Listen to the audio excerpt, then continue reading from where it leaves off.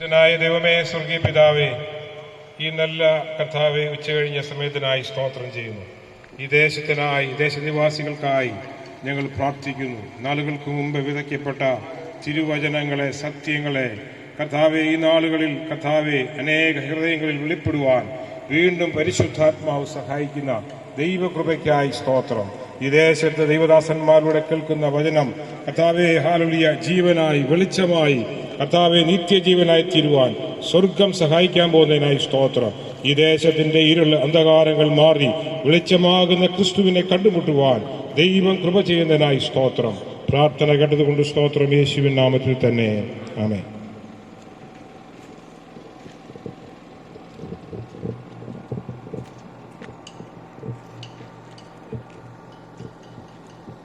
Praise the Lord. Praise the Lord. Hallelujah. Praise the Lord.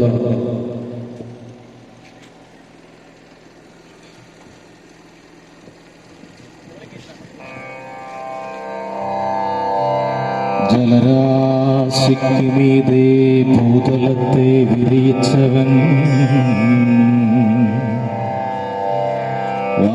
വാനവിധാനത്തിന്മേ നിത്യജ്യോതിസുകൾ തെളിയിച്ചവൻ,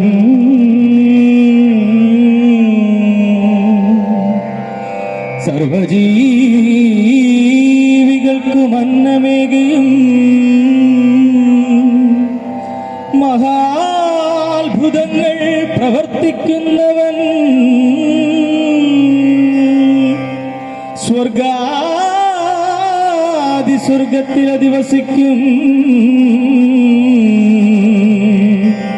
Shri യേശുനാഥൻ, ശ്രീ യേശുനാഥൻ.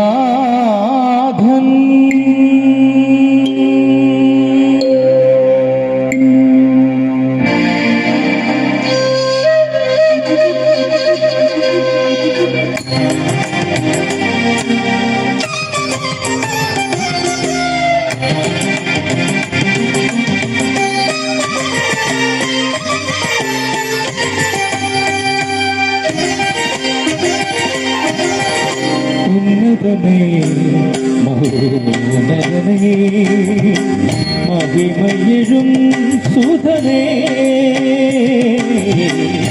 ഉന്നതനേ മഹോന്നതനേ മഹിമയെഴും സുധനേ, മഹത്വങ്ങളിൽ നിന്നു മഹിയിൽ വന്നു, മഹത്വങ്ങളിൽ നിന്നു മഹിയിൽ വന്നു, മഹിതല പാലകനായി മഹതുല രക്ഷകനായി, ഉന്നതനേ മഹോന്നതനേ.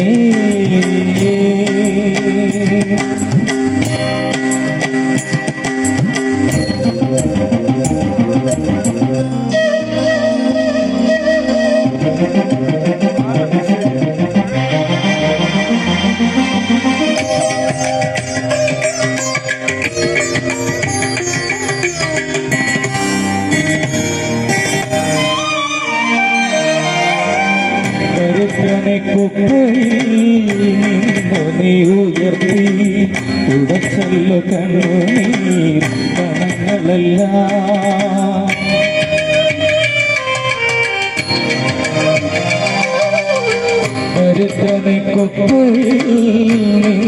നീ ഉയർത്തി ഉടച്ചല്ല കണ്ണുനീർ കണങ്ങളെല്ലാം, എളിയവരെ നീ പൊടിയിൽ നിന്നുയർത്തി,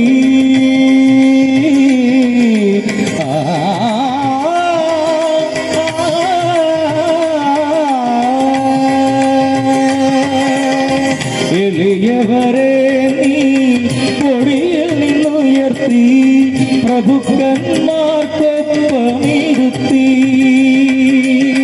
പ്രഭുക്കന്മാർക്കൊപ്പമിരുത്തി, ഉന്നതനേ മഹോന്നതനേ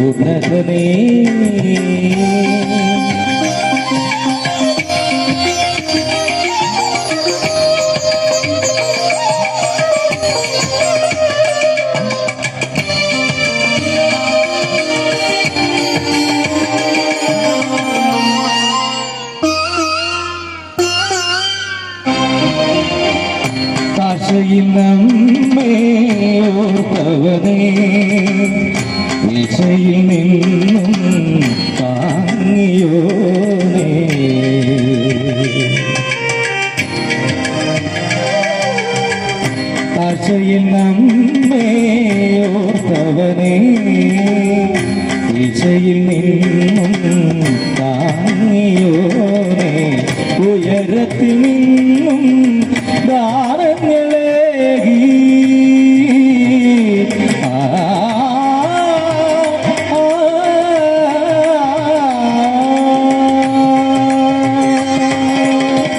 ഉയരത്തിൽ നിന്നും ദാനങ്ങളേകി ശാശ്വത ഭവനമൊരുക്കി ശാശ്വത ഭവനമൊരുക്കി ഉന്നതനേ മഹോന്നതനേ മഹിമയെഴും സുധനേ ഉന്നതനേ സഗമവനിത ഉന്നതനേ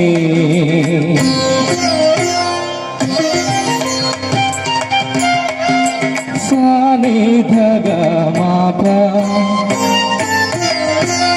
ഗമഗമാഗമപനിധ ഗമഗരി സാനി സാനി സഗരി സഗരി സാഗരി സനിധ ഗമഗരി ഉന്നതനേ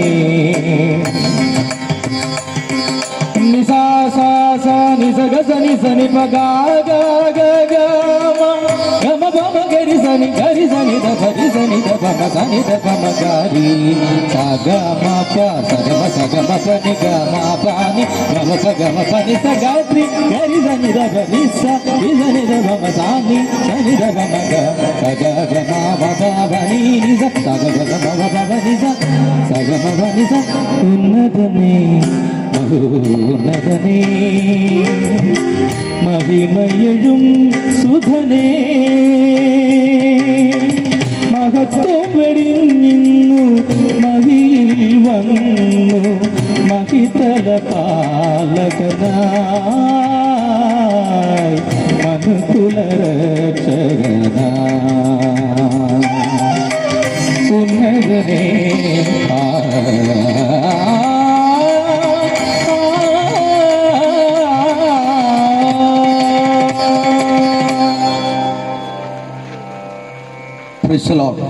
കർത്താവായ യേശുക്രിസ്തു മാനവജനതയുടെ പാപത്തിൻ്റെ പരിഹാരത്തിനായി മരിച്ചു. എന്നാൽ മൂന്നാം ദിവസം നസറേനായ യേശു മരണത്തെയും പാതാളത്തെയും ഒരേപോലെ തോൽപ്പിച്ചുകൊണ്ട് ഉയർത്തെഴുന്നേൽക്കുവാനിടയായി. ഉയർത്തെഴുന്നേറ്റ യേശു ഏകദേശം 40ഓളം ദിവസങ്ങൾ ഭൂമിയിൽ സഞ്ചരിച്ചു. ഒടുവിൽ സ്വർഗത്തിലേക്ക് കയറിപ്പോയി. ആ യേശുക്രിസ്തു വിളിച്ചു പറഞ്ഞു, ഞാൻ വേഗം നിങ്ങളെ ചേർപ്പാൻ വരും. പ്രിയപ്പെട്ടവരെ, ലോകജനത മുഴുവൻ ഇന്നത്തെ ദിവസത്തെ ദുഃഖത്തിന്റെ ദിനമായി ആഘോഷിക്കുമ്പോൾ അല്ലെങ്കിൽ വിചാരിക്കുമ്പോൾ ഞങ്ങൾക്കത് അഭിമാനത്തിൻ്റെയും സന്തോഷത്തിൻ്റെയും ദിവസമാണ്. ഞങ്ങൾ യേശുവിൻ്റെ മരണത്തിൽ ദുഃഖിക്കുന്നില്ല. കാരണം യേശു മരിച്ചില്ലായിരുന്നെങ്കിൽ ഞങ്ങളുടെ പാപം പരിഹരിക്കപ്പെടുകയില്ലായിരുന്നു. എന്നാൽ ആ യേശു മൂന്നാം ദിവസം ഉയർത്തെഴുന്നേറ്റു. ആ യേശു ഇതാ വീണ്ടും വരാൻ പോകുകയാ. ഒരിക്കൽ യേശു വന്നത് പാപിയായ മനുഷ്യന് വേണ്ടിയാണെങ്കിൽ യേശു ഇനി വരുന്നത് പാപം കൂടാതെ യേശുവിനായി വേർതിരിക്കപ്പെട്ട ദൈവമക്കളെ നിത്യത എന്ന പർദീസയിലേക്ക് അടുപ്പിക്കാൻ വേണ്ടിയാ. അതുകൊണ്ട് ആ യേശുവിന്റെ വരവിനെ പ്രകീർത്തിക്കുന്ന അതിശക്തമായ മനോഹരമായ ഒരു ഗാനങ്ങൾ ഞങ്ങൾ പാടി ഞങ്ങൾ ആരാധിക്കാൻ പോവുകയാണ്. നിങ്ങൾക്ക് ഏവർക്കും വീണ്ടും ഞങ്ങളിലേക്ക് സ്വാഗതം ചെയ്യുന്നു. കർത്താവ് നമ്മെ അനുഗ്രഹിക്കട്ടെ. യേശു വരുന്നേ, പൊന്നേശു വരുന്നേ, വരവിനായി തൻ വചനം പോൽ നീ ഒരുങ്ങിടുന്നുവോ. യേശു വരുന്നേ, പൊന്നേശു വരുന്നേ, വരവിനായി തൻ വചനം പോൽ നീ ഒരുങ്ങിടുന്നുവോ. ഇവിടെ കയറി വരുവിനെന്ന ദൈവ ശബ്ദം അതിനു വേണ്ടി ഉണർന്നു നീ ഒരുങ്ങിടുന്നുവോ. ആമേൻ. ഇവിടെ കയറി വരുവിനെന്ന ദൈവ ശബ്ദം അതിനു വേണ്ടി ഉണർന്നു നീ ഒരുങ്ങിടുന്നുവോ. യേശു വരുന്നേ, പൊന്നേശു വരുന്നേ, വരവിനായി തൻ വചനം പോൽ നീ ഒരുങ്ങിടുന്നുവോ. ആമേൻ. യേശു വരുന്നേ, പൊന്നേശു വരുന്നേ, വരവിനായി തൻ വചനം പോൽ നീ ഒരുങ്ങിടുന്നുവോ. അമ്പരത്തിൻ ശക്തികൾ ഭ്രമിച്ചിടുന്നതാ, അമ്പരപ്പിനാനി ലോകം നടുങ്ങിടുന്നിതാ. അമ്പരത്തിൻ ശക്തികൾ ഭ്രമിച്ചിടുന്നതാ, അമ്പരപ്പിനായി ലോകം നടുങ്ങിടുന്നിതാ.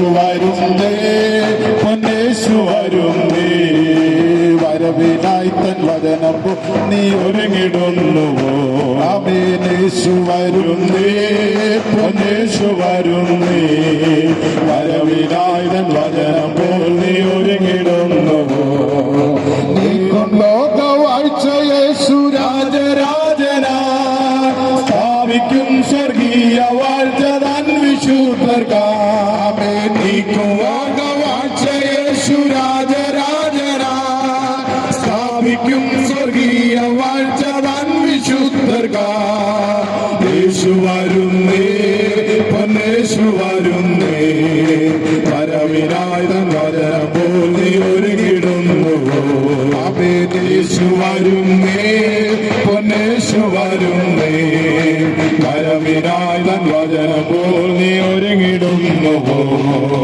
മുൾമുടിയണിഞ്ഞു രക്തധാരിയായവൻ പൊൻകിരീടം ചൂടി തേജപൂർണനായിതാ മുൾമുടിയണിഞ്ഞു രക്തധാരിയായവൻ പൊൻകിരീടം ചൂടി തേജപൂർണനായിതാ യേശു വരുന്നേ പൊന്നേശു വരുന്നേ വരവിനായി തൻ വചനം പോൽ നീ ഒരുങ്ങിടുന്നുവോ ആമേൻ യേശു വരുന്നേ പൊന്നേശു വരുന്നേ വരവിനായി തൻ വചനം പോൽ നീ ഒരുങ്ങിടുന്നുവോ ദൈവം തൻ വിശുദ്ധന്മാരിൽ കണ്ണുനീരല്ല നീക്കിയേകും നിത്യജീവൻ എന്നേക്കുമാമേ ദൈവം തൻ വിശുദ്ധന്മാരിൽ കണ്ണുനീരല്ല നീക്കിയേകും നിത്യജീവൻ എന്നേക്കുമാ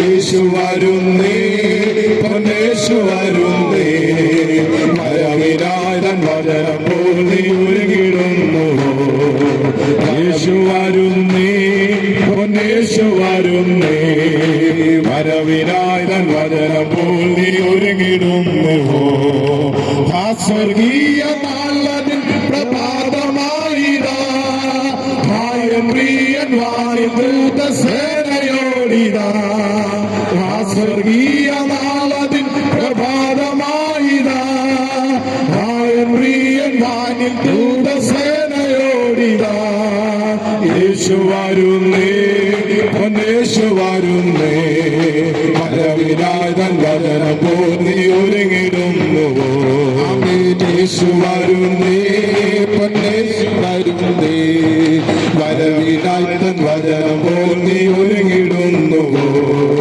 മുൾമുടിയണിഞ്ഞു രക്തധാരിയായവൻ പൊൻകിരീടം ചൂടി തേജപൂർണനായിതാ മുൾമുടിയണിഞ്ഞു രക്തധാരിയായവൻ ഓ പൊൻകിരീടം ചൂടി തേജപൂർണനായിതാ യേശു വരുന്നേ പൊന്നേശു വരുന്നേ വരവിനായി തൻ വചനം പോൽ നീ ഒരുങ്ങിടുന്നുവോ ആമേൻ യേശു വരുന്നേ പൊന്നേശു വരുന്നേ വരവിനായി തൻ വചനം പോൽ നീ ഒരുങ്ങിടുന്നുവോ നീക്കു ലോകവാഴ്ച യേശു രാജരാജനാ സ്ഥാപിക്കും സ്വർഗീയ വാഴ്ച തൻ വിശുദ്ധർക്കായി ആമേൻ നീക്കു ലോകവാഴ്ച യേശു രാജരാജനായി സ്ഥാപിക്കും സ്വർഗീയ വാഴ്ച തൻ വിശുദ്ധർക്കായി യേശു വരുന്നേ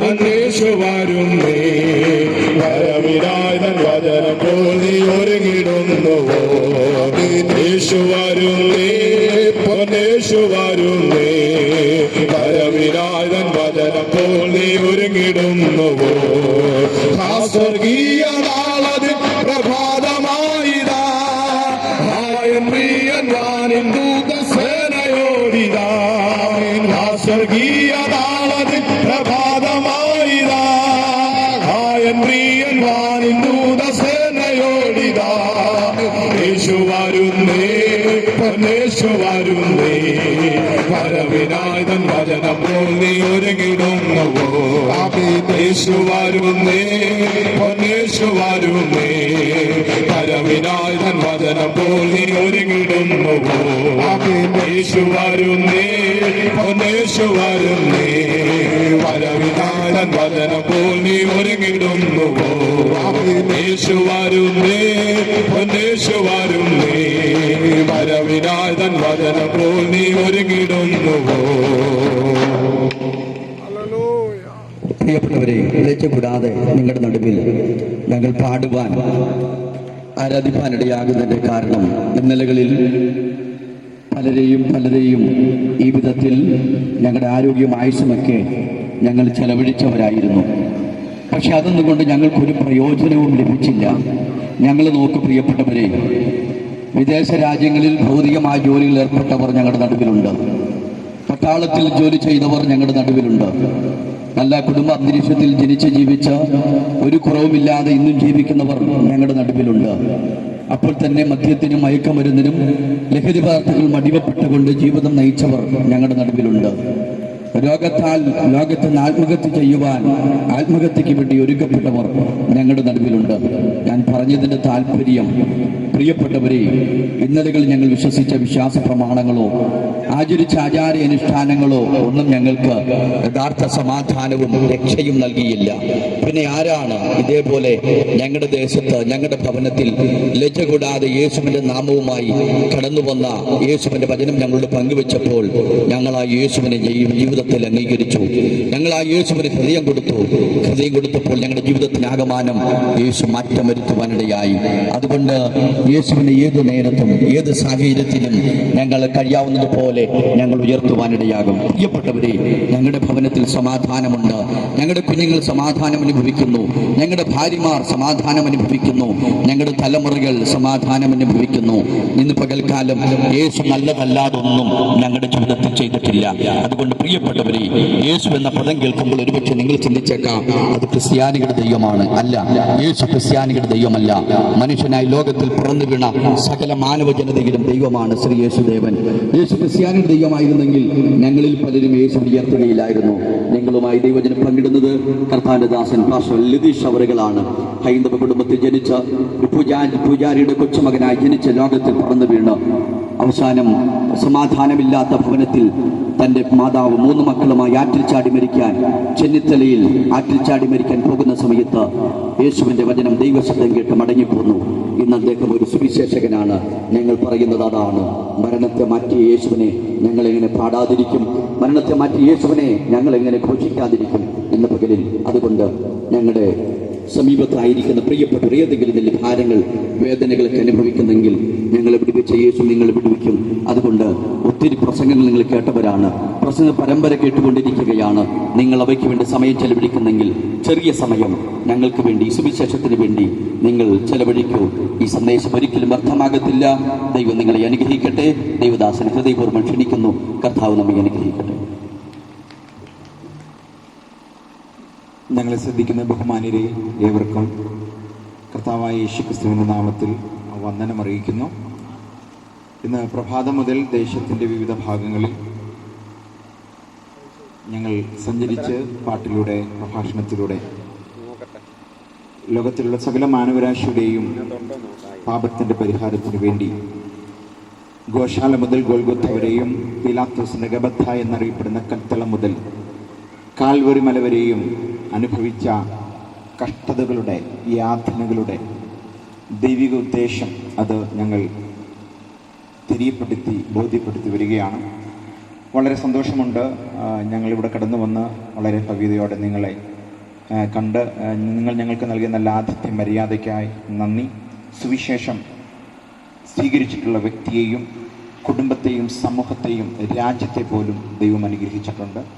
സുവിശേഷത്തിന് ഈ വിധത്തിൽ നിങ്ങൾ നൽകിയ നല്ല സ്വീകാര്യതയ്ക്ക് പ്രത്യേക വന്ദനം ചൊല്ലുന്നു.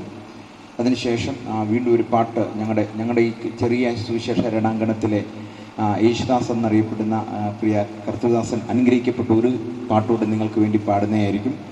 അതുകൂടെ ആസ്വദിച്ചിട്ടേ പോകാവൂ എന്ന് ദൈവനാമത്തിൽ ഓർപ്പിക്കുന്നു. ഇവിടെ ഒത്തിരി ദൈവമക്കളുണ്ട്. സത്യത്തിൽ നിങ്ങളുടെ എല്ലാം പ്രാർത്ഥനയുടെ മറുപടി എന്ന നിലയിലാണ് ദൈവം ഞങ്ങളെ ഇവിടേക്ക് അയച്ചത്. അതുകൊണ്ട് അല്പസമയം ഞങ്ങൾ വന്നതിൻ്റെ ഉദ്ദേശത്തെക്കുറിച്ച് വേഗത്തിൽ ബോധ്യപ്പെടുത്തിക്കൊണ്ട് പാട്ടിനായിട്ട് മൈക്ക് കൈമാറി ഞങ്ങൾ ഇവിടുന്ന് ഇവിടെ വാങ്ങുന്നതായിരിക്കും. സന്തോഷമുണ്ടെങ്കിൽ കരമുയർത്തി ഒന്ന് ദൈവത്തിന് മഹത്വം അർപ്പിക്കാം. ദൈവം നിങ്ങളെല്ലാവരെയും അനുഗ്രഹിക്കട്ടെ. വിശുദ്ധ വേദപുസ്തകത്തിൽ ഒരു വാക്യങ്ങളോട് ഉച്ചരിക്കപ്പെടുന്നു. അപ്പോസ്തലനായ പൗലോസ് ഫിലിപ്പിയർക്ക് എഴുതിയ ലേഖനം 3-ാം അധ്യായം അതിൻ്റെ 11-ാം വാക്യം. അവൻ്റെ കഷ്ടാനുഭവങ്ങളുടെ കൂട്ടായ്മയും അനുഭവിച്ച് അറിയേണ്ടതിന്. യേശുക്രിസ്തുവിൻ്റെ കഷ്ടാനുഭവങ്ങളുടെ കൂട്ടായ്മ അനുഭവിച്ചറിയുക. നമുക്കറിയാം, ഈ 2021 ഏപ്രിൽ മാസം 2-ാം തീയതി ഈ ദിവസം ദുഃഖവെള്ളി എന്ന നിലയിൽ അറിയപ്പെടുകയും ഏറിയ പങ്കും ക്രൈസ്തവർ ചില നാളുകളായി ഏതാണ്ട് 19ഓളം ദിവസം നോമ്പ് നോക്കുകയും മത്സ്യ മാംസാദികളൊക്കെ ഉപേക്ഷിച്ചുകൊണ്ട് ഭക്ഷണത്തിലും മറ്റ് ജീവിതക്രമത്തിലൊക്കെ ഒത്തിരി മിതത്വം പാലിച്ചുകൊണ്ട് കർത്താവായ യേശുക്രിസ്തുവിൻ്റെ കാൽവറിയിൽ അനുഭവിച്ച, ഈ ലോകത്തിൽ താൻ അനുഭവിച്ച ത്യാഗത്തോട്, കഷ്ടാനുഭവത്തോട് താദാത്മ്യപ്പെട്ടുകൊണ്ട് അവരാ നിലയിൽ ജീവിക്കുകയാണ്. ഇന്ന് ഒട്ടുമിക്ക ക്രൈസ്തവ സഭകളിലും നാമധേയ സഭകളിലൊക്കെ ചെന്ന് നോക്കുമ്പോൾ നമുക്കറിയാം, കഞ്ഞിയും അതുപോലെ അച്ചാറും പയറുമൊക്കെ ഭക്ഷിച്ച് നല്ല സുഭിക്ഷയോടെ, നല്ല പ്രത്യേകിച്ച് നമ്മുടെ മലയാളിയെ സംബന്ധിച്ചിടത്തോളം മാംസപ്രിയരാണ് നമ്മൾ. എന്നാൽ അതൊക്കെ ഉപേക്ഷിച്ചുകൊണ്ട് ഏതാണ്ട് 50ഓളം ദിവസം മത്സ്യമാംസാദികളൊക്കെ ഉപേക്ഷിച്ചുകൊണ്ട് അവർ യേശുവിൻ്റെ കഷ്ടാനുഭവങ്ങളോട് താദാത്മ്യപ്പെടുകയാണ്. സ്തോത്രം. ദുഃഖവെള്ളി എന്നതുകൊണ്ട് ലോകം അർത്ഥമാക്കുന്നത്, അതിൻ്റെ അർത്ഥം മുഴു ലോകത്തിൻ്റെയും പാപത്തിൻ്റെ പരിഹാരത്തിന് വേണ്ടി കർത്താവായ യേശുക്രിസ്തു ഈ ലോകത്തിലേക്ക് കടന്നു വന്നു. യേശു അനുഭവിച്ച ത്യാഗം, യേശു അനുഭവിച്ച വ്യഥ, അതിൻ്റെ നന്ദി സൂചകമായിട്ട് അല്ലെങ്കിൽ അതിൻ്റെ സ്മരണാർത്ഥം ഓർമ്മ പുതുക്കലിൽ ആ യേശുവിൻ്റെ കഷ്ടത്തോട് താദാത്മ്യപ്പെടുന്ന ഒരു ദിവസമാണ് ഈ ദിവസം. എനിക്ക് മുമ്പ് ലീഡ് ചെയ്ത കർത്തനാസ്ഥൻ ഓർപ്പിച്ചതുപോലെ ഗവൺമെൻറ് ഉദ്യോഗസ്ഥർ ഞങ്ങളുടെ ഇടയിലുണ്ട്. മിലിറ്ററിയിലും മറ്റ് വിദേശ രാജ്യങ്ങളിലൊക്കെ ജോലി ചെയ്തിട്ട് ഇപ്പോൾ ഇവിടെ വിരമിച്ച നാട്ടിൽ വിശ്രമജീവിതം നയിക്കുന്നവർ ഈ ഒരു ദിവസം പൂർണ്ണമായും ഇന്നും നാളെയുമായി ഞങ്ങൾ തിരഞ്ഞെടുത്തത് ഞങ്ങളെപ്പോലെയുള്ള നിങ്ങളെ ഈ സത്യം, യേശുക്രിസ്തുവിൻ്റെ കഷ്ടാനുഭവത്തിൻ്റെ യാഥാർത്ഥ്യം എന്താണ്, ദൈവ മനുഷ്യനായി ലോകത്തിലേക്ക് വന്ന് കഷ്ടത അനുഭവിച്ചതിൻ്റെ ലക്ഷ്യമെന്താണ്, ഉദ്ദേശം എന്താണ് എന്ന് ചുരുക്കം വാക്കുകൾ ഈ ശാന്തമായ അന്തരീക്ഷത്തിൽ ലളിതമായി ബോധ്യപ്പെടുത്തുവാൻ വേണ്ടി മാത്രമാണ്. സ്തോത്രം. യേശുക്രിസ്തുവിൻ്റെ ശിഷ്യന്മാരിൽ അറിയപ്പെടുന്ന ഒരു മനുഷ്യനാണ് പൗലോസ് പറയുകയാണ്, യേശുക്രിസ്തുവിൻ്റെ കഷ്ടാനുഭവങ്ങളിൽ പങ്കാളിയാകുക. എന്തിനു വേണ്ടിയാണ് യേശുക്രിസ്തു ഈ ലോകത്തിലേക്ക് കടന്നു വന്നത്? ബൈബിൾ ഇങ്ങനെ പറയുന്നു, മക്കൾ ജഡരക്തങ്ങളോട് കൂടിയവർ ആകൊണ്ട് അവനും അവരെ പോലെ ജഡരക്തങ്ങളോട് കൂടിയവരായി മരണത്തിൻ്റെ അധികാരിയായ പിശാചിനെ തൻ്റെ മരണത്താൽ നീക്കി ജീവപര്യന്തം മരണഭീതിയിൽ അടിമകളായവരെയൊക്കെയും വിടുവിച്ചു. യേശുക്രിസ്തു ഈ ലോകത്തിലേക്ക് കടന്നു വന്ന് കഷ്ടമനുഭവിച്ചത് ഗോശാല മുതൽ ഗോൽഗൊത്ത വരെയും യേശുക്രിസ്തുവിൻ്റെ ജീവിതം, പീലാത്തോസിന്റെ ഗബഥ എന്നറിയപ്പെടുന്ന കൽത്തളം മുതൽ കാൽവരി മല വരെയും താൻ അനുഭവിച്ച പീഡനങ്ങൾ എന്തിനു വേണ്ടിയായിരുന്നു? പ്രവാചകൻ യെശയ്യാവ് ഇങ്ങനെ യേശുക്രിസ്തുവിൻ്റെ ഇഹലോക ജീവിതത്തെക്കുറിച്ച് പ്രവചന ആത്മാവിൽ പറയുകയാണ്, അവൻ വരണ്ട നിലത്ത് കിളിർത്തു വരുന്ന ഇളയ തൈ പോലെ. ഏതൊരു കർഷകനും ഒരു ഇളയ തൈ നടുമ്പോൾ, മണ്ണിൽ നടുമ്പോൾ തീർച്ചയായിട്ടും മണ്ണെല്ലാം ഇളക്കി മറിച്ച്, അതെല്ലാം പൂർണ്ണം നിർജ്ജലീകരിക്കപ്പെട്ട മണ്ണാണെങ്കിൽ അതെല്ലാം വെള്ളമൊഴിച്ച് അതിനെ തണുപ്പിച്ച് നടുന്ന വൃക്ഷത്തിൻ്റെ വേര് വളരെ ലളിതമായ നിലയിൽ വേരോട്ടം നടക്കേണ്ടതിനായിട്ടാണ് സാധാരണ നിലയിൽ ഇളയ തൈകൾ കർഷകർ നടാറുള്ളത്. യേശുക്രിസ്തുവിൻ്റെ ഈ ലോകത്തെക്കുറിച്ച്, ജീവിതത്തെക്കുറിച്ച് പറയുകയാണ്, അവൻ വരണ്ട നിലത്ത് കിളിർത്തു വന്ന ഇളയ തൈ പോലെയാണ്. എന്താണ് അതിനർത്ഥം? ഗോശാല മുതൽ ഗോൽഗൊത്ത വരെ താൻ അനുഭവിച്ച പീഡനങ്ങളെക്കുറിച്ച്, കഠോരമായ കഷ്ടതകളെക്കുറിച്ച് പ്രവചന ആത്മാവിൽ ഭക്തൻ പറയുകയാണ്, അവൻ വരണ്ട നിലത്ത് കിളിർത്തു വന്ന ഇളയ തൈ പോലെയാണ്. യേശുവിന് വേണ്ടിയാണ് മരിച്ചത്. ബൈബിൾ പറയുന്നു, ക്രിസ്തുവോ നാം പാപികളായിരിക്കുമ്പോൾ തന്നെ നമുക്ക് വേണ്ടി മരിക്കുകയാൽ ദൈവം തനിക്ക് നമ്മോടുള്ള സ്നേഹത്തെ പ്രദർശിപ്പിച്ചു. സൃഷ്ടാവായ ദൈവം സൃഷ്ടി പാപികളായ മനുഷ്യനോടുള്ള ആഴമേറിയ അപാരമായ സ്നേഹത്തെ പ്രദർശിപ്പിച്ചത് ക്രൂശിലൂടെയാണ്. അതാണ് ബൈബിൾ പറയുന്നത്. ക്രിസ്തുവോ നാം പാപികളായിരിക്കുമ്പോൾ തന്നെ നമുക്ക് വേണ്ടി മരിക്കുകയാൽ ദൈവം തനിക്ക് നമ്മോടുള്ള സ്നേഹത്തെ പ്രദർശിപ്പിച്ചു. പ്രിയരെ, ഞങ്ങളെ കേൾക്കുന്ന മാതാക്കന്മാർ, പിതാക്കന്മാർ, സഹോദരിമാർ, സഹോദരന്മാർ ഏവരുമേ, ദൈവം നിങ്ങളെ സ്നേഹിക്കുന്നു. ദൈവസ്നേഹത്തിന്റെ പ്രദർശനമാണ് ക്രൂശീകരണം എന്ന് പറയുന്നത്. ഈ ദുഃഖവെള്ളി ദിനത്തിൽ ഞങ്ങൾക്ക് നിങ്ങളോട് പറയാനുള്ള ഏറ്റവും കാതലായ കാര്യം, യേശു ക്രിസ്തു കഷ്ടമനുഭവിച്ചത് നിങ്ങളുടെ ഓരോരുത്തരുടെയും പാപത്തിന്റെ പരിഹാരത്തിന് വേണ്ടിയാണ്. ഈ യാഥാർത്ഥ്യം നിങ്ങൾ അറിയാതെ പോകരുത്. യേശു ക്രിസ്തു ജനിക്കുന്നതിന് മുൻപ് തന്നെ കുറിച്ചുള്ള പ്രവചനങ്ങൾ ആരംഭിച്ചു. താൻ എവിടെ ജനിക്കുമെന്നും എന്തിനു ജനിക്കുമെന്നും ജനന ഉദ്ദേശം എന്താണെന്നും താൻ അനുഭവിക്കേണ്ടി വരുന്ന കഠോരമായ കഷ്ടതകളെക്കുറിച്ചും പീഡനാമുറകളെക്കുറിച്ചും മുൻ പ്രവാചകന്മാർ പ്രവചിച്ചു. അതേ പ്രവചിച്ച പ്രവചനങ്ങളെല്ലാം വരും തലമുറകൾ വായിച്ച് ഗ്രഹിക്കേണ്ടതിന് തുകച്ചുരുളിൽ എഴുതി ഭദ്രമായി കാത്തു സൂക്ഷിച്ചു. നിങ്ങൾക്കറിയാമോ, കാലസമ്പൂർണതയിൽ സ്ത്രീയുടെ സന്തതിയായി യേശുക്രിസ്തു കാലിത്തൊഴുത്തിൽ പിറക്കുകയാണ്. ആ പിറവിയിലൂടെ സംഭവിച്ച കാര്യം പ്രവാചകവര്യന്മാരുടെ പ്രവചനത്തിന് ചുരുളുകൾ അഴിഞ്ഞ് നിവർത്തീകരിക്കപ്പെടുകയായിരുന്നു. ജനിക്കുന്നതിന് മുൻപ് യേശുക്രിസ്തുവിനെ കുറിച്ചുള്ള ചരിത്രം ആരംഭിച്ചു. ജനിച്ചിട്ടും ചരിത്രം തീരുന്നില്ല, മരിച്ചിട്ടും ചരിത്രം തീരുന്നില്ല. മരണാനന്തരം പുതിയൊരു ചരിത്രത്തോടുകൂടെ ഉയർത്തെഴുന്നേറ്റ ഉലകം കണ്ടിട്ടുള്ള ഏറ്റവും വലിയ നിസ്തുല്യനായ വ്യക്തി യേശുക്രിസ്തു മാത്രമാകിയാൽ അത്യധികം ആവേശത്തോടും സമർപ്പണത്തോടും കൂടെ ഞങ്ങളുടെ ശ്രോതാക്കളോടായി ഞങ്ങൾ കൈമാറുകയാണ്. മറ്റൊരുത്തിൽ രക്ഷയില്ല.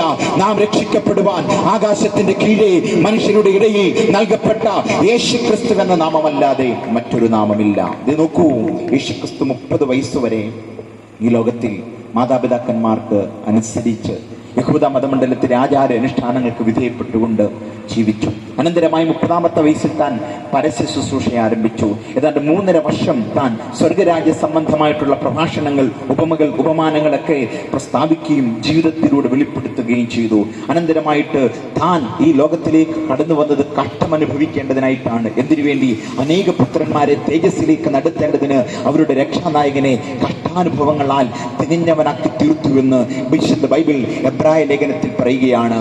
അതേ, അനേക പുത്രന്മാരെ തേജസ്സിലേക്ക് നടത്തേണ്ടതിന് അവരുടെ രക്ഷാനായകനെ കഷ്ടാനുഭവങ്ങളാൽ തികഞ്ഞവനാക്കി എന്ന് പറഞ്ഞാൽ, ദൈവത്തിന്റെ സൃഷ്ടിയുടെ മണിമകുടമായ മനുഷ്യൻ ദൈവത്താൽ സൃഷ്ടിക്കപ്പെട്ടപ്പോൾ ദൈവിക തേജസ്സിനാൽ സൃഷ്ടിക്കപ്പെട്ടവനായിരുന്നു മനുഷ്യൻ. എന്നാൽ പാപനിമിത്തം മനുഷ്യനിൽ നിന്നും ദൈവിക തേജസ് നഷ്ടപ്പെട്ടു പോയി. ഈ വിധം ദൈവിക തേജസ് നഷ്ടപ്പെട്ടു പോയ അർത്ഥാൽ മനുഷ്യന് ഈ വിധമുള്ള ഈ പ്രകൃതിയോടുകൂടെ സൃഷ്ടിക്കപ്പെട്ട് ദൈവിക തേജസ്സിനാൽ മൂടപ്പെട്ടവനായിരുന്നു മനുഷ്യൻ. എന്നാൽ പാപനിമിത്തം ദൈവിക തേജസ് നഷ്ടപ്പെട്ടു. ബൈബിൾ ഇങ്ങനെ പറയുന്നു, ഒരു വ്യത്യാസമില്ല, എല്ലാവരും പാപം ചെയ്ത് ദൈവ തേജസ് നഷ്ടപ്പെട്ടു. ഈ വിധം നമുക്ക് നഷ്ടപ്പെട്ടു പോയ ദൈവിക തേജസ് നമുക്ക് തിരികെ കൊടുക്കുവാൻ വേണ്ടി ബൈബിൾ പറയുകയാണ്, അനേക പുത്രിപുത്രന്മാരെ ഈ തേജസ്സിലേക്ക് നടത്തേണ്ടതിന് അവരുടെ രക്ഷാനായകനെ കഷ്ടാനുഭവങ്ങളാൽ തികഞ്ഞവനാക്കി തീർത്തു. യേശുക്രിസ്തു കഷ്ടമനുഭവിച്ചത് മുഴു ലോകത്തെയും പാപത്തിൽ നിന്നും ഉദ്ധരിക്കേണ്ടതിന് താൻ പ്രാപ്തനായി തീരേണ്ടതിനായിട്ടാണ്. യേശുക്രിസ്തുവിന്റെ കഷ്ടതയെ അതിപ്രധാനമായി 3 മേഖലകളിലൂടെ നമുക്ക് പഠിക്കാൻ പറ്റും. അതേ, ഗത്സമന തോട്ടത്തിൽ വെച്ച് യേശുക്രിസ്തു തകർക്കപ്പെടുകയായിരുന്നു. അതേ, പീലാത്തോസിന്റെ ഗബഥ എന്നറിയപ്പെടുന്ന കൽത്തളത്തിൽ വെച്ച് താൻ മുറിവേൽക്കപ്പെടുകയായിരുന്നു. കാൽവരി ക്രൂശിൽ വെച്ച് താൻ തറയ്ക്കപ്പെടുകയായിരുന്നു. തകർക്കപ്പെട്ട ക്രിസ്തു, മുറിവേൽക്കപ്പെട്ട ക്രിസ്തു കാൽവരിയിൽ തറയ്ക്കപ്പെടുകയായിരുന്നു. അങ്ങനെ യേശുക്രിസ്തു ഒരു സന്ധ്യാസമയം ഗത്സമന തോട്ടത്തിൽ പ്രാർത്ഥനാനിരതനായിരിക്കുകയാണ്. നിങ്ങൾക്കെല്ലാവർക്കും ഒരു പക്ഷേ പലരും ഗ്രഹിച്ചതുപോലെ തന്റെ 12 ശിഷ്യന്മാരിൽ ഒരുവനായ യൂദ ചുംബനത്താൽ യേശുവിനെ ഇട്ടുകൊടുക്കുന്നു. അനന്തരമായി റോമൻ പടയണികളും പട്ടാളക്കാരെല്ലാം യേശുവിന്റെ മേൽ ആക്രോശിച്ച് ആഞ്ഞടിച്ച് യേശുവിനെ വിചാരണയ്ക്ക് വിധേയപ്പെടുത്തുന്നു. നിങ്ങൾക്കറിയാമോ, ഏതൊരു നീതിബോധമുള്ള മനുഷ്യന്റെയും മനസാക്ഷിയെ മുറിവേൽപ്പിക്കുന്നതായിരുന്നു യേശുവിന്റെ വിസ്താരവേള എന്ന് പറയുന്നത്. 5 കോടതികളിൽ 7 പ്രാവശ്യം യേശുവിനെ വിചാരണയ്ക്ക് വിധേയപ്പെടുത്തി. ഹന്നാവിന്റെയും കയ്യഫാവിന്റെയും പീലാത്തോസിന്റെയും ഹെരോദാവിന്റെയും 70 പേരടങ്ങുന്ന സൻഹദ്രി സംഘങ്ങളുടെ മുൻപാകെ യേശുവിനെ വിചാരണയ്ക്ക് വിധേയപ്പെടുത്തിയപ്പോൾ ഹെരോദാവ് എന്ന മനുഷ്യൻ പറയുകയാണ്, ഇവൻ മരണയോഗ്യമായതൊന്നും ചെയ്തില്ല. പിന്നെ യേശു എന്തുകൊണ്ടാണ് മരിച്ചത്? അതിന്റെ മറുപടി പറയാൻ പോവുകയാണ്. പീലാത്തോസ് പറയുകയാണ്, ഈ മനുഷ്യൻ നീതിമാനാണ്, ഇവനിൽ ഒരു കുറ്റവുമില്ല. എങ്കിലും ഒരു അപരാധിയെ പോലെ യേശുക്രിസ്തു മരണപ്പെട്ടു. യേശുവിന് വേണ്ടിയാണ് മരിച്ചത്. യേശുവിന്റെ മരണം ഒരു സ്വാഭാവിക മരണമല്ല. യേശുവിന്റെ മരണം അപകടമരണമല്ല, ആത്മഹത്യയല്ല, കൊലപാതകമല്ല, മറിച്ച് യേശുവിന്റെ മരണം അതൊരു പകരമരണമാണ്. എന്താണ് പകരമരണം?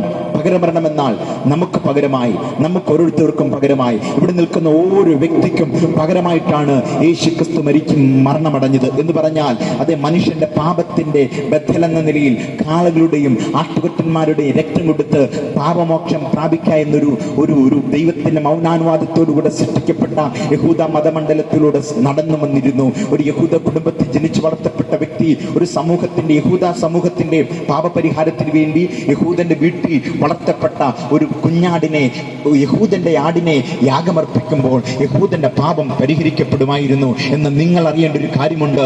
യേശുക്രിസ്തു യോർദാൻ നദിയിൽ മുഴുകസ്നാനപ്പെടാൻ വന്നപ്പോൾ യഹൂദനായ ഒരു മനുഷ്യൻ വിളിച്ചു പറയുകയാണ്, ഇതാ ലോകത്തിന്റെ പാപത്തെ ചുമന്നിരിക്കുന്ന ദൈവത്തിന്റെ കുഞ്ഞാട്. യഹൂദന്റെ പാപത്തെ ചുമന്നിരിക്കുന്ന യഹൂദന്റെ കുഞ്ഞാടായിട്ടല്ല യേശുവിനെ പരിചയപ്പെടുത്തിയത്, ലോകത്തിന്റെ പാപത്തെ ചുമന്നിരിക്കുന്ന ദൈവത്തിന്റെ കുഞ്ഞാട്. അതുകൊണ്ടാണ് ഇവിടെ വന്നും യേശുക്രിസ്തുവിനെ ഞങ്ങൾ പരിചയപ്പെടുത്തുന്നത്. യേശുക്രിസ്തുവിന്റെ കാൽവരി ക്രൂശിനെ മനസ്സിലാക്കിയ ഒരു ഭക്തൻ പറയുകയാണ്, യഹൂദനായ ഒരു മനുഷ്യൻ പറയുകയാണ്, അവൻ നമ്മുടെ പാപങ്ങളെ ചുമന്നുകൊണ്ട് ക്രൂശിമേൽ കയറി വേഗത്തിൽ അതിന് വ്യതിയാനം വരുത്തി പറയുകയാണ്, നമ്മുടെ ഇതിന് മാത്രമല്ല മുഴു ലോകത്തിന്റെയും പാപത്തിന്റെ പരിഹാരത്തിന് വേണ്ടിയാണ് യേശുക്രിസ്തു ക്രൂശിക്കപ്പെട്ടത്. യേശുക്രിസ്തു ക്രൂശിക്കപ്പെട്ടതിലൂടെ എന്താണ് സംഭവിച്ചത്? ദൈവവും മനുഷ്യനുമായിട്ടുള്ള അഭേദ്യമായ ബന്ധം, നഷ്ടപ്പെട്ടു പോയ ബന്ധം ഭേദിക്കുവാൻ കഴിയാത്ത നിലയിൽ പുനഃസ്ഥാപിക്കപ്പെട്ട് ബൈബിൾ പറയുന്നു, ഒരിക്കൽ ഇസ്രായേൽ പൗരതയോട് സമ്മതമില്ലാത്തവരും വാഗ്ദത്തത്തിന്റെ നിയമങ്ങൾ കണ്ണീരും ലോകത്തിൽ പ്രത്യാശയില്ലാത്തവരുമായിരുന്ന ഏവരും യേശുക്രിസ്തുവിന്റെ ക്രൂശീകരണത്തിലൂടെ രക്ഷിക്കപ്പെട്ട് ദൈവമായിട്ടുള്ള ബന്ധം പുനഃസ്ഥാപിക്കപ്പെടുവാൻ തക്കവണ്ണം ഇടയായി തീർന്നു. അതുകൊണ്ട് സ്വർഗരാജ്യത്തിലേക്കുള്ള ഏക പ്രവേശനം സുവിശേഷമാണ്. സ്വർഗരാജ്യത്തിലേക്കുള്ള ഏക സാധ്യത യേശുക്രിസ്തു മാത്രമാകിയാൽ ഈ ദേശത്തോടായി ഞങ്ങൾ വിളിച്ചു പറയുന്നു, മറ്റൊരുത്തൽ രക്ഷയില്ല. നാം രക്ഷിക്കപ്പെടുവാൻ ആകാശത്തിന്റെ കീഴേ മനുഷ്യരുടെ ഇടയിൽ നൽകപ്പെട്ട യേശുക്രിസ്തു എന്ന നാമമല്ലാതെ വേറൊരു നാമമില്ല. അങ്ങനെ 5 കോടതികളിൽ 7 പ്രാവശ്യം മാറി മാറി വിചാരണയ്ക്ക് വിധേയപ്പെടുത്തിയ അനന്തരം യേശുക്രിസ്തുവിനെ പീലാത്തോസിന്റെ ഗബദ എന്നറിയപ്പെടുന്ന കൽത്തലത്തിലേക്ക് കൊണ്ടുവരികയാണ്. ഇത് നിങ്ങൾ അറിയാതെ പോകരുത്. യേശുക്രിസ്തുവിന്റെ കഷ്ടാനുഭവങ്ങളുടെ കൂട്ടായ്മ അറിഞ്ഞത്, അനുഭവിച്ചത് ഞങ്ങൾ നിങ്ങളെ ബോധ്യപ്പെടുത്തുകയാണ്. നോക്കുക, യേശുക്രിസ്തുവിനെ പീലാത്തോസിന്റെ ഗബദ എന്നറിയപ്പെടുന്ന കരിങ്കല്ലിനാൽ പാകി ഉറപ്പിക്കപ്പെട്ട കൽത്തളത്തിലേക്ക് കൊണ്ടുവരികയാണ്. ആ കൽത്തളത്തിന്റെ നടുവിൽ നാട്ടപ്പെട്ട കൽക്കുറ്റിയിലേക്ക് യേശുവിന്റെ ഇരുകരവും ചേർത്ത് ബന്ധിക്കുന്നു. യേശുവിന്റെ വസ്ത്രം അവർ വലിച്ചു പറിച്ച അനന്തരം ഒരു ചുമന്ന നിലയെങ്കി യേശുവിനെ ധരിപ്പിക്കുകയാണ്. ചുമപ്പ് പാപത്തിന്റെ കഠോരതയെ കാണിക്കുന്നു. ബൈബിൾ ലോകത്തെ വെല്ലുവിളിച്ച് പറയുകയാണ്, വരുവീൻ, നമുക്ക് തമ്മിൽ വാദിക്കാം. നിങ്ങളുടെ പാപങ്ങൾ എത്ര കടുംചുമപ്പായിരുന്നാലും ഹിമം പോലെ വെളുക്കും, എത്ര രക്താംബരം പോലെ ചുമപ്പായിരുന്നാലും പഞ്ഞുപോലെയായി തീരും. എത്ര കഠോരമായ ലോകത്തിന്റെ ഏറ്റവും അധമമായ പാപത്തെയും പരിഹരിക്കുവാൻ യേശു പ്രാപ്തനാണ് എന്നുള്ളതിന്റെ പ്രതീകാത്മകമായി ചുമന്ന നിലയെങ്കിൽ ധരിക്കുന്നു. അനന്തരമായി അർത്ഥനഗ്നനായി കുനിഞ്ഞു നിൽക്കുന്ന യേശുവിന്റെ ഇടവുവലവുമായി ഓരോരോ പടയാളികൾ നിൽക്കുന്നു. അവരുടെ കയ്യിൽ ഓരോരോ ചാട്ടവാറുണ്ട്. അതിന്റെ അഗ്രഭാഗത്ത് ചൂണ്ടകളും ഇരുമ്പുണ്ടകളും അസ്ഥിക്കട്ടങ്ങളും കോർത്തിണക്കപ്പെട്ടിരിക്കുന്നു.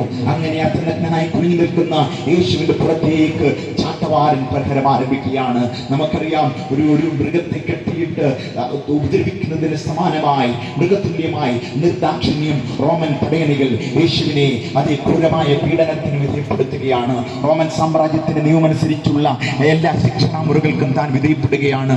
വായിൽ ചുരുട്ടിയ ചാട്ടവാറ് അർത്ഥനഗ്നനായി കുഞ്ഞു നിൽക്കുന്ന യേശുവിന്റെ പുറത്തേക്ക് ചാട്ടവാറും പ്രഹരമേൽക്കപ്പെട്ടപ്പോൾ മാംസളമായ ഭാഗത്തേക്ക് ചൂണ്ടകൾ ആഴ്ന്നിറങ്ങുന്നു, ഹസ്തകൃഷ്ണങ്ങൾ ആഴ്ന്നിറങ്ങുന്നു.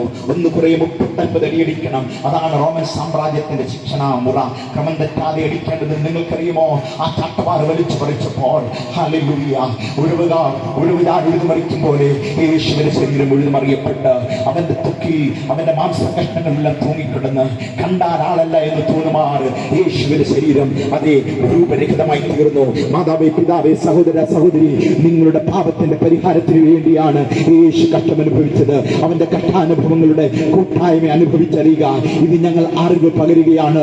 ഇത് നിങ്ങളുടെ അനുഭവമായി തീരണം. യേശു ക്രിസ്തുവിന്റെ മരണ അടക്ക പുനരുത്ഥാനത്തിലുള്ള ഏകീഭാവം പ്രാപിക്കുവാനുള്ള ദൈവത്തിന്റെ ആഗ്രഹത്തോടുകൂടെ പറയട്ടെ, അത് ക്രൂരമായ ശിക്ഷാമുറകൾക്ക് പീലാത്തോസിന്റെ ഗബദ എന്നറിയപ്പെടുന്ന കൽത്തളത്തിൽ താൻ വിധിപ്പെടുകയാണ്. ഒരു പടയാളി എതിരാളി മുള്ളുകൊണ്ടൊരു കിരീടമിഴഞ്ഞ് യേശുവിന്റെ ശിരസിലേക്ക് വെക്കുന്നു. കോലുകൊണ്ട് അത് അടിച്ചുറപ്പിച്ചനന്തരം ആ കോല് യേശുവിന്റെ കയ്യിൽ കൊടുത്തിട്ട് പറയുകയാണ്, യഹൂദന്മാരുടെ രാജാവേ, ചെയ്യാ എന്ന് പറഞ്ഞ് യേശുവിനെ പരിഹാസപാത്രമാക്കി. അവിടെയുള്ള ക്രൂരമായ പീഡനാമൃഗക്കനന്തരം ഭാരമേറിയ പച്ച പൈൻമര കുരിശും ചുമന്നുകൊണ്ട് വേച്ചും വിറച്ചും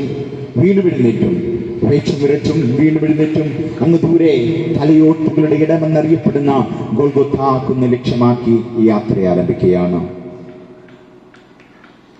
അവനെ കണ്ടാരാളല്ല എന്ന് തോന്നുമാറ് യേശുവിന്റെ ശരീരം രൂപരഹിതമായി തീർന്നു. പീലാത്തോസിന്റെ ഗബദ എന്നറിയപ്പെടുന്ന കൽത്തളത്തിലുള്ള ക്രൂരമായ ശിക്ഷാമൃഗക്കനന്തരം ഭാരമേറിയ പച്ച പൈൻമര കുരിശും ചുമന്നുകൊണ്ട് ആൾക്കാർ നടന്ന് പദം വന്ന വഴിയല്ല, മലമുകളിലേക്ക് സാധാരണഗതിയിൽ ആര് യാത്ര ചെയ്യാത്ത ആ പാതയിലൂടെ യേശു അർത്ഥനഗ്നനായി നടന്നു നീങ്ങുകയാണ്.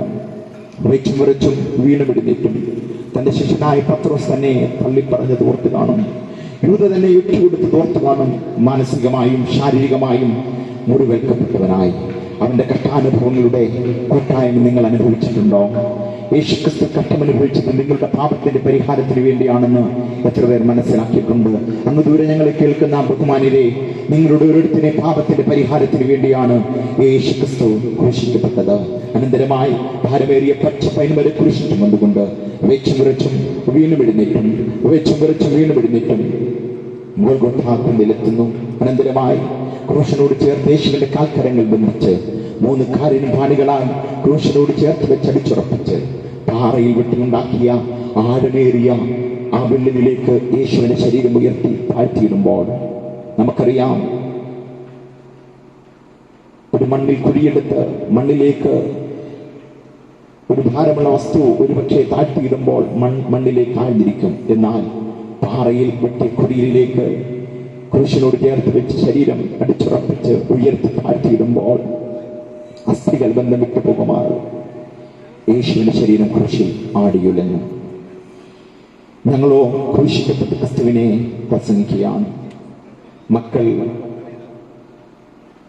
ജഡരക്തങ്ങളോട് കൂടിയവരാകുകൊണ്ട് അവരും അവനെ പോലെ ജഡരക്തങ്ങളോട് കൂടിയവരായി ജീവപര്യന്തം മരണഭീതി കടമ്പകളാവരെയൊക്കെയും വിടിവിക്കേണ്ടതിനായി നിത്യനരകമെന്ന നിത്യമരണത്തിൽ നിന്നും നമ്മളെ ഓരോരുത്തരും വിടിവിക്കേണ്ടതിനായിട്ടാണ് യേശു ക്രൂശിക്കപ്പെട്ടത്. ഞങ്ങളുടെ വാക്കുകൾക്ക് വിരാമം ഇടുന്നു. അമ്മയെ ചോദിക്കട്ടെ, അമ്മയുടെ പാപത്തിന്റെ പരിഹാരത്തിന് വേണ്ടി കൂടെയാണ് യേശു മരിച്ചത്. ഇത് അറിയാതെ പോകരുത്.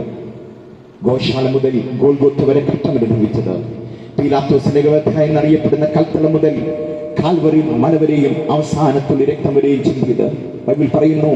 അവന്റെ പുത്രനായ യേശുവിന്റെ രക്തം സകല പാപവും പോക്കി നമ്മെ യേശു ശുദ്ധീകരിക്കുന്നു. അതെ, യേശു രക്തം ചിന്തിയത് മാനവകുലത്തെ പാപത്തിൽ നിന്നും വിടുവിക്കേണ്ടതിനായിട്ടാണ്. യേശു ക്രൂശിക്കപ്പെട്ടത് അവൻ നമ്മുടെ പാപങ്ങളെ ചുമന്നുകൊണ്ട് ക്രൂശിമേൽ കയറി ഈ ദേശത്തുള്ള ഓരോ വ്യക്തിയുടെയും പാപത്തിന്റെ പരിഹാരത്തിന് വേണ്ടിയാണ് യേശു ക്രിസ്തു കഷ്ടമനുഭവിച്ചത്. ഇത് നിങ്ങൾ ബോധ്യപ്പെടണമെന്നുള്ളത് ദൈവത്തിന്റെ ഹിതമായിരുന്നു. ഒരുപക്ഷെ ഞങ്ങൾ ഇന്ന് പല സ്ഥലങ്ങളിൽ പോയി സന്ദേശം കൈമാറി. ഏറ്റവും അധികം ആൾക്കാർ കേൾക്കപ്പെട്ട ഒരു ജംഗ്ഷൻ അല്ലെങ്കിൽ സ്ഥലം ഇതാണ്. കാരണം ഞങ്ങളിലൂടെ ഇത് നിങ്ങൾ അറിയണമെന്നുള്ളത് ദൈവത്തിന്റെ ആഗ്രഹമാണ്. ഈ ദേശത്തിന് വേണ്ടി പ്രാർത്ഥിക്കുന്ന ഭക്തന്മാരിവിടെയുണ്ട്. ഈ ദേശത്തുള്ള എല്ലാ മനുഷ്യരും യേശുക്രിസ്തുവിന്റെ ജഡാവതാര ലക്ഷ്യത്തെക്കുറിച്ച് ബോധ്യപ്പെടണമെന്നുള്ള അവരുടെ എല്ലാം പ്രാർത്ഥനയുടെ മറുപടി എന്ന നിലയിലായിരിക്കാം ഞങ്ങളിവിടെ വന്നത്. ഒരുപക്ഷെ യേശുക്രിസ്തുവിനെ അനുധാവനം ചെയ്യുന്നവരെ നോക്കി ഒരുപക്ഷെ ഈ യാഥാർത്ഥ്യം നിങ്ങൾ ഉൾക്കൊള്ളാൻ സാഹചര്യം അനുവദിക്കുന്നില്ലായിരിക്കാം. എന്നാൽ ദൈവം നിങ്ങളെ സ്നേഹിക്കുന്നത് കൊണ്ട് ഞങ്ങളോട് ബോധ്യപ്പെടുത്തുകയാണ്, നിങ്ങളുടെ ഓരോരുത്തരുടെയും പാപത്തിന്റെ പരിഹാരത്തിന് വേണ്ടിയാണ് യേശുക്രിസ്തു ലോകത്തിലേക്ക് കടന്നു വന്നത്. ഇത് നിങ്ങളെ തെரியപ്പെടുത്തുക, ബോധ്യപ്പെടുത്തുക എന്നുള്ളതാണ് ഞങ്ങളുടെ ലക്ഷ്യം. അവന്റെ കഷ്ടാനുഭവങ്ങളുടെ കൂട്ടായ്മ അനുഭവിച്ചറിയുക.